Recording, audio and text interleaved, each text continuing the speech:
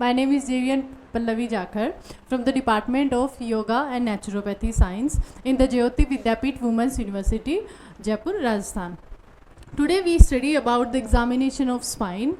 In previous topics we study about the many topics like how to we approach to a patient, history, case sheet and all. आज हम पढ़ेंगे हमारी examination of spine के बारे में. मतलब अगर हमारे पास कोई पेशेंट आ रहा है तो हमें उसको फिजिकली उसके हर एक बॉडी पार्ट को हमें एग्जामिन करना है. उसमें सबसे इम्पॉर्टेंट रोल होता है हमारी स्पाइन का, क्योंकि स्पाइन में से बहुत सारी हमारी नर्व्स निकलती हैं. तो वो नर्व रूट ब्लॉकेज होते हैं या फिर हमारी स्पाइन की वर्टिब्रास या फिर उनके अलाइनमेंट में बहुत सी प्रॉब्लम्स होती हैं जिसकी वजह से हमारी बॉडीज़ में कुछ डिजीज़ अकर होती हैं. आज हम उन सब के बारे में पढ़ेंगे.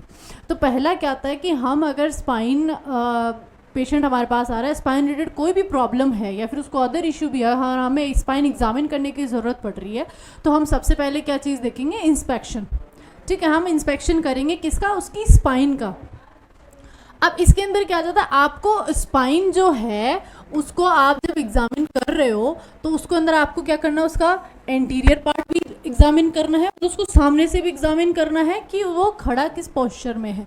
सेकेंडली आपको उसका लेटरली भी उसको एग्जामिन करना है. इसका मतलब अगर पेशेंट को आप एक बार उसको सामने से देखोगे तो आपको उसको साइड से भी देखना है कि उसका बॉडी का पोस्चर कैसा, उसके क्या पीछे कोई रीढ़ में कोई हम्प आ रखा है, मतलब होता है ना कि झुकाव आ जाता है किसी के कंधों में, गर्दन में. तो हमें वो चीज़ नोटिस करने के लिए हमें एंटीरियर, लेटरल और पोस्टीरियर व्यू. पोस्टीरियर व्यू वैसे बहुत इंपॉर्टेंट है क्योंकि हमें वहीं से स्पाइन की पूरी स्ट्रक्चर्स, उसके पास की मसल्स की हमें कंप्लीट स्ट्रक्चर का पता लगता है. ठीक है, किस लिए करते हैं? Check for the presence of normal spine curvatures, यानी स्पाइन में जितने भी कर्व्स होते हैं वो नॉर्मल है या एबनॉर्मल है. अब इसके लिए हम जैसे एग्जांपल दिया है इन्होंने कि भाई जैसे क्या क्या प्रॉब्लम्स हो सकती है. Excess lordosis, excessive kyphosis, scoliosis. Scoliosis वगैरह ये जो 3-4 इन्होंने कंडीशन बताया, मतलब कुछ ऐसी ऐसी कंडीशन होती है. इन कंडीशंस को हम एग्जामिन करने के लिए क्या करते हैं? इंस्पेक्शन का यूज़ करते हैं स्पाइन के लिए. अब हम पोस्टीरियरली क्या देखेंगे? अगर हम एक पेशेंट के सामने खड़े हो तो एक स्पेसिफिक सी बात है, हमें ना उसकी स्पाइन का पता चलेगा ना हमें उसकी वर्टिब्रल स्ट्रक्चर का पता चलेगा, लेकिन हाँ हमें इतना पता चल जाएगा कि लाइक पेशेंट एकदम स्ट्रेट पोजीशन में खड़ा है, थोड़ा टेढ़ा होके खड़ा है, या फिर किस कंडीशन में वो खड़ा रह रहा है, वो अपनी गर्दन को स्ट्रेट रख पा रहा है या फिर गर्दन को थोड़ा टेढ़ा रखता है. ठीक है, ये चीज़ हमें उससे एग्जामिन हो जाएगी. नेक्स्ट आ जाता है पोस्टीरियर, यानी कि हम उसको पीछे से जब उसकी स्पाइन को देखेंगे तो हमें उसमें क्या क्या चीज़ें नोटिस करनी है. पहली बात आ गया पोजीशन ऑफ हेड. आपका ये बॉडी है, इसके अंदर अगर ये हेड की पोजीशन है वो स्ट्रेट है, इस साइड थोड़ा टिल्टेड है, इस साइड थोड़ा टिल्टेड है, या फिर थोड़ा पीछे की तरफ झुका हुआ. कुछ लोग पता है खड़े होते हैं तो ऐसे खड़े होते हैं, उनको देखा होगा, या फिर कुछ लोग इस तरह ज़्यादा खड़े. तो उन चीज़ों को नोटिस करने के लिए हमें क्या करना? पीछे से देखना उसका हेड का पोजीशन कैसा है. सेकेंड चीज़ आती है लेवल ऑफ हेयर लाइन. अब लेवल ऑफ हेयर लाइन क्या देखते हैं कि हमारा जो सर्वाइकल एरिया होता है, मतलब शोल्डर आ गया, शोल्डर के ऊपर सर्वाइकल एरिया है, इसके अंदर हेयर लाइन कहाँ से चालू होता है? जस्ट लाइक हमारा हेयर लाइन यहाँ से चालू हो रहा है और हमारा नेक विजिबल है, तो इसका मतलब ये कि हाँ हमारी सर्वाइकल वर्टिब्रास कंप्रेस्ड नहीं है. अगर किसी के होता है ना, किसी पेशेंट के हमें गर्दन ही नहीं दिख रही, इसका मतलब उसकी वर्टिब्रास कहीं ना कहीं उसके बहुत ज़्यादा चांसेस होंगे कि उसको सर्वाइकल इश्यूज होने के. तो उस चीज़ से हमें हेयर लाइन से ये पता लग जाता है कि उसकी सर्वाइकल बोन बाय बर्थ कैसी हेल्दी है या नहीं है. ठीक है, फिर आ जाता है लेंथ ऑफ नेक. आपकी गर्दन की लंबाई, इसका भी बहुत बड़ा रोल होता है आपकी सर्वाइकल वर्टिब्रास के अंदर. ठीक है, इससे आपका पता लग जाता है कि अगर आपकी बहुत ज़्यादा लेंथी है तो भी ये चीज़ प्रॉब्लम करती है, अगर आपकी कंप्रेस्ड दिख रही है, मतलब आपकी गर्दन में लेंथ ही नहीं दिख रही है, तो भी ये चीज़ प्रॉब्लम करेगी. तो एक एवरेजन जो लेंथ होती है उसकी होनी चाहिए, विजिबल होना चाहिए, मतलब उसकी नेक की लेंथ एक विजिबल लेंथ होनी चाहिए. ऐसा भी ना हो कि हमें बहुत लंबी दिख रही हो या फिर बहुत हमें बिल्कुल दिख ही ना रही हो. डिफाइन करने में हमें नेक आनी चाहिए. फिर आ जाता है लेवल ऑफ शोल्डर. अब कोई पर्सन जैसे इसके देख लो आप, इसका एक शोल्डर अगर इस लेवल पे है तो दूसरा शोल्डर इसका कहाँ जाता है? इस लेवल पे, यानी ये दोनों पैरेलल नहीं है. उस चीज़ के लिए देखो हमें करना क्या है, उस चीज़ के लिए अब हमें क्या करना है कि ये हमारा, ये एक पर्सन का क्या हो गया? नेक एरिया हो गया. ये यहाँ से आ जाता है उसका शोल्डर एरिया. अब हमें ये देखना है कि दोनों शोल्डर एकदम सेम लेंथ पे होने चाहिए, ठीक है। ये दोनों शोल्डर्स हैं वो इक्वल होने चाहिए, ना किसी के, अगर वो इस तरह, अगर उसका कहीं ना कहीं अगर स्पाइन में अलाइनमेंट ख़राब है तो उसके शोल्डर हमें इक्वल नहीं मिलेंगे। डॉक्टर, आपने कई बार देखा होगा, डॉक्टर हमें खड़ा होकर कहता है कि आप एकदम सीधे खड़े होइए, तो वो क्या देखता है, हमारा नेक का देखता है, हमारा नेक कितनी सीधी है, क्या लेंथ है, हमारा जो हेड है हम उसे कितना संभाल पा रहे हैं, या फिर हम उसे कहीं थोड़ा टेढ़ा रखते हैं, ठीक है। उसके बाद आती है शोल्डर। शोल्डर की लेंथ जो है वो दोनों शोल्डर इक्वल है या फिर कोई शोल्डर ऊपर नीचे है, ठीक है। हमें अगर हल्का, जैसे ये हल्का फुल्का मैंने कर रखा है तो अभी इतना विजिबल नहीं होगा, ठीक है, लेकिन अगर इतना होगा तो वो विजिबल हो जाएगा। ये किस वजह से होता है, अगर आपकी जो रीढ़ की हड्डी का एक ये नॉर्मल सा स्ट्रक्चर होता है, ठीक है, अगर इसके अंदर कोई भी चेंजेस आएगा तो उसके कारण क्या हो जाएगा, उसका पेशेंट का अलाइनमेंट खराब होगा। अलाइनमेंट खराब होते उसके कंधों का क्या होगा, लेवल खराब हो जाएगा और कंधों में थोड़ा ऊपर नीचे हो जाएंगे। उसके बाद आ जाता है लेवल ऑफ स्कैपुलाई, जो पीछे हमारी बोन होती है स्कैपुलाई, उसका लेवल हम चेक करते हैं कि दोनों जो नीचे से यहाँ से कि भाई दोनों इक्वली है या फिर उनमें से, क्योंकि कई बार शोल्डर से अगर हमें नहीं पता चल रहा है तो हम स्कैपुलाई एग्जामिन करते हैं। ये बहुत सी चीज़ें जैसे deformity, margin of trunk, trunk का मार्जिन कितना है, किसी का जो हमारा होता है ना थोरेसिक एरिया, इसको ट्रंक बोलते हैं, जो केज होता है इसको ट्रंक बोलते हैं, तो इसका कितना मार्जिन है आपकी बॉडी के अकॉर्डिंग।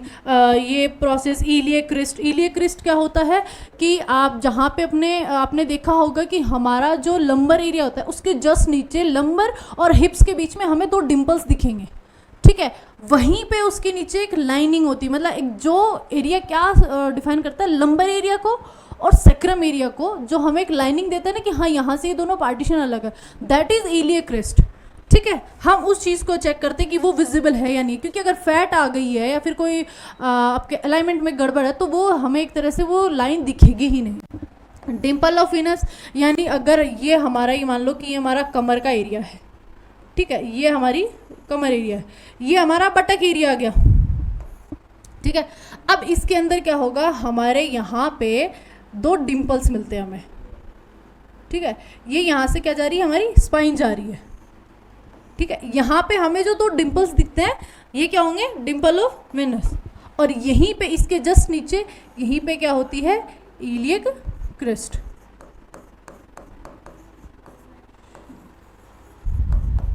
डन। उसके बाद में आ जाता है कि हमें उसके लिए अब क्या क्या चेक करना है। ये हमारे हो गया एग्जामिनेशन को एक तरह से इंस्पेक्शन हो गया। अब हमें स्किन में क्या चेक करना है, अगर स्किन में किसी भी तरह के कोई चेंजेस है, लाइक अगर ये स्किन, इसके यहाँ पे कोई पैच है या फिर इसके यहाँ पे हेयर ग्रोथ थोड़ी ज़्यादा है, कुछ ऐसे चेंजेस जो स्किन पे थोड़े से अनयूजुअल है या फिर जो कॉमन नहीं होते हैं, उन चीज़ों को ऑब्जर्व करना है। स्कार्स ऑब्जर्व करने, लाइक किसी के स्टिचेस के लगे हुए के, या फिर ये जो नॉर्मल मैं बता रही हूँ आपको कोई ब्लैक स्पॉट वगैरह, ये स्कार हैं, तो हमें इन चीज़ों को भी चेक करना है। स्वेलिंग को चेक करना है कि पर्सन की जो बॉडी होती है उसके यहाँ पे रीढ़ की हड्डी होती है, इस रीढ़ की हड्डी के आसपास जितनी भी ये मसल्स होती हैं, इनमें क्या कहीं कोई स्वेलिंग, कोई इन्फ्लेमेशन या कोई पेन की अगर हमें सिचुएशन मिलती है तो हमें उस चीज़ को क्या करना है, नोट करना है। नेक्स्ट आ जाता है कि हमें लेटरली, अब पेशेंट हमारे सामने नहीं खड़ा, अब हमें ये पेशेंट की गर्दन आ जाती है, ये हमारा फेस आता है, चेस्ट एरिया आ गया, ठीक है, और यहाँ से क्या आ गया, उसका पीछे का स्पाइन एरिया आ जाता है, ठीक है। ये हो गया लेटरल व्यू। इसके अंदर हमें पेशेंट की क्या चेक करनी है, स्पाइन को चेक करना है। जैसे एक तो आगे इसमें स्पाइनल कर्व्स, स्पाइनल कर्व्स में क्या आ गया, यहाँ से स्पाइन मार के चलते ये सर्वाइकल, थोरैक्स, लंबर, सैक्रल।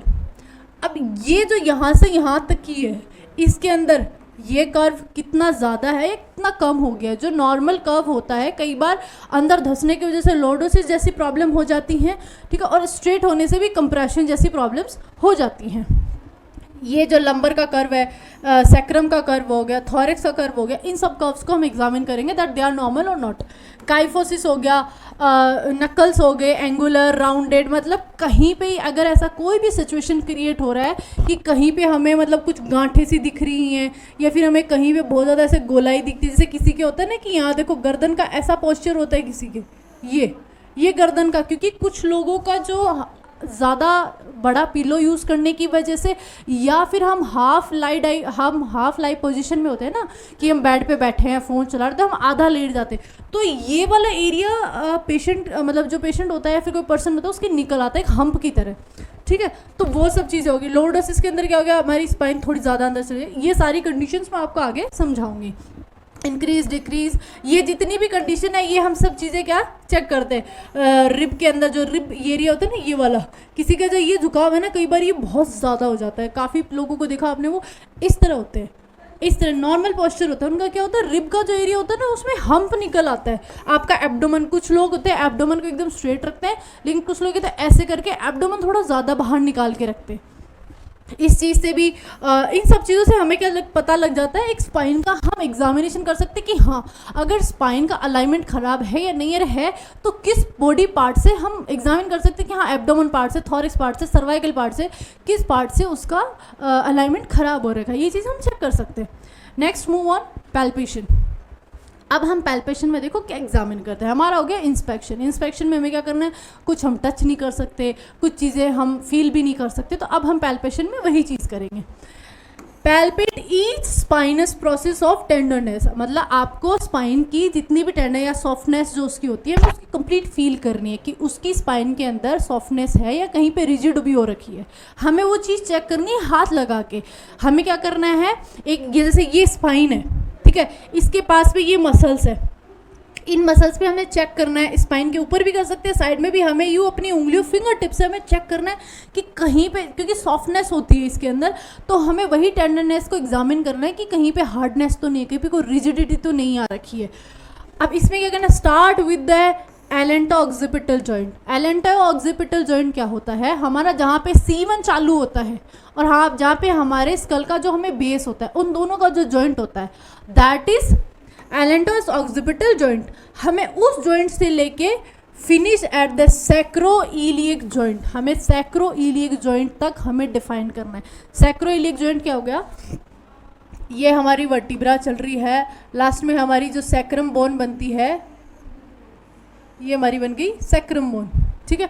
यहाँ से हमारी पेल्विक की हड्डी बनती है। तो ये जो जॉइंट होता है ना सैक्रम के और इस इलियक बोन, ये जो पेल्विक रीजन का जो ये वाली बोन होती है, ये कौन सी होती है, इलियक बोन होती है, ठीक है। तो इस जॉइंट को हम क्या बोल देंगे, सैक्रो इलियक जॉइंट, ठीक है। वो हो गया सैक्रोइलियक जॉइंट। उस जॉइंट को भी हमें वहाँ तक हमें चेक करना है। ऐसा नहीं कि हम लंबर तक या सैक्रम तक देखें, नहीं, सैक्रम अगर इस बोन से जुड़ी हुई है, पेल्विक रीजन की इलियक बोन से जुड़ी, तो हमें इसको भी, क्योंकि इससे क्या होता है, हमारा हिप अलाइनमेंट हमें पता लगता है। कहते हैं ना किसी का डॉक्टर, अगर आपने कभी सुना हो तो आपने देखा होगी, कुछ डॉक्टर्स बोलते हैं आपके हिप्स का अलाइनमेंट ख़राब, आपके एक साइड का हिप अप है, या फिर आपके हिप्स के अंदर प्रॉब्लम आ रही है कि आपको नर्व कंप्रेशन जो फील होता है, उसका रीज़न के अंदर क्या हो जाता है, आपका हिप अलाइनमेंट ख़राब होता है, इस वजह से ये चीज़ हमें फील होती है। Palpate the trapezius and paraspinal muscles. Trapezius muscles कौन सी होगी, ये जस्ट पीछे वाली, यानी हमारी ये जो पूरी मसल्स है यहाँ की, जो हमारी सर्वाइकल और स्कैपुला दोनों तक जो मसल्स आती हैं, ये ट्रेपेजियस मसल्स है। हमें इनको पैल्पेट करके चेक करना है। ऐसा नहीं कि अगर हम स्पाइन कर रहे हैं तो इसके पास पास यहीं पे रह जाए, नहीं, ये जो पूरी मसल है हमें इसको पूरे को पैल्पेट करके चेक करना है, यहाँ तक इस तरह कि हाँ भाई पेशेंट के कहीं पे कोई हमें बल्क, जैसे मसल्स का बल्क हो गया, कोई स्पाज में हमें ये ऐसी कोई चीज़ अगर फील होती है तो हमें वो चीज़ एग्जामिन करनी है through palpation. Assessing for muscles like bulk, अगर कहीं पे कोई मसल्स का बल्क, यानी बोलते हैं ना कि अपन को कोई गांठ सी फील होती है, या फिर कोई ऐसा लगता है कि कहीं मसल्स का ऐसे बल्क में कहीं एक साथ मसल्स बंडल टाइप, वो चीज़। स्पाज्म क्या हो गया, एक ऐसा मोटा उभरा हुआ ऐसा जहाँ पे दर्द होता है, या फिर मतलब कहीं पे थोड़ी ऐंठन होती है, उस पर हमें हाथ लगाते ही पेन होता है, दैट इज पाम। टेंडरनेस क्या होगी, हमारी जो मसल्स हैं वहाँ की, उनकी सॉफ्टनेस कैसी है, सॉफ्टनेस है या उनकी सॉफ्टनेस कम हो गई है, वो हमें चीज़ चेक करनी है। Gently percuss down the spine for pain and tenderness, ठीक। अब क्या करना है हमें, आपने पढ़ा होगा जनरल एग्जामिनेशन में परकशन, परकशन क्या होता है कि हमें बॉडी में टैप करके फील करना होता है कि यहाँ पे फ्लूइड की प्रेजेंस और एब्सेंस का, यहाँ पे किसी होलो स्पेस का, या फिर हमें वहाँ पे होता है ना कि फील करना होता है उसकी लोकेलिटी या फिर उसकी बॉर्डर लाइन उस ऑर्गन की क्या है। तो वो चीज़ हम परकशन के थ्रू पता करते हैं कि स्पाइन के अंदर पेन और टेंडरनेस, मतलब कहाँ पे आपको फील हो रही है सॉफ्टनेस, कहाँ पे पेन हो रहा है, वो चीज़ हम थ्रू परकशन हमें जेंटली चेक करनी है। अगर हम टैप कर रहे हैं तो वो टैप इस तरह करना है, हमें जोर से टैप नहीं करना है। Feel the temperature down the spine, हमें स्पाइन के पास में, स्पाइन के डाउन हमें ये टेम्परेचर भी चेक करना है, क्योंकि अगर कहीं पे इन्फ्लेमेशन जैसी कंडीशन होगी लेकिन अगर वो उभरी हुई नहीं है, हमें पता नहीं लग रहा है, तो हम टेम्परेचर से पता कर सकते हैं कि हाँ यहाँ पे इन्फ्लेमेशन है, यहाँ पे टेम्परेचर ज़्यादा है। ठीक है, ये आपने पढ़ लिया। और ये होगी पैरास्पाइनल मसल्स, यानी जो आपकी स्पाइन के जिस पास में होती है ना सपोर्टिव मसल्स जो होती हैं, that is called paraspinal muscles. अब नेक्स्ट टॉपिक आ जाता है हमारा इंस्पेक्शन पैल्पेशन हो गया। नेक्स्ट टॉपिक हमारा आ जाता है मूवमेंट। थ्रू मूवमेंट हम स्पाइन को कैसे एग्जामिन करेंगे, ये हम पढ़ेंगे अब नेक्स्ट लेक्चर में। So thank you for all. अगर आपको कोई भी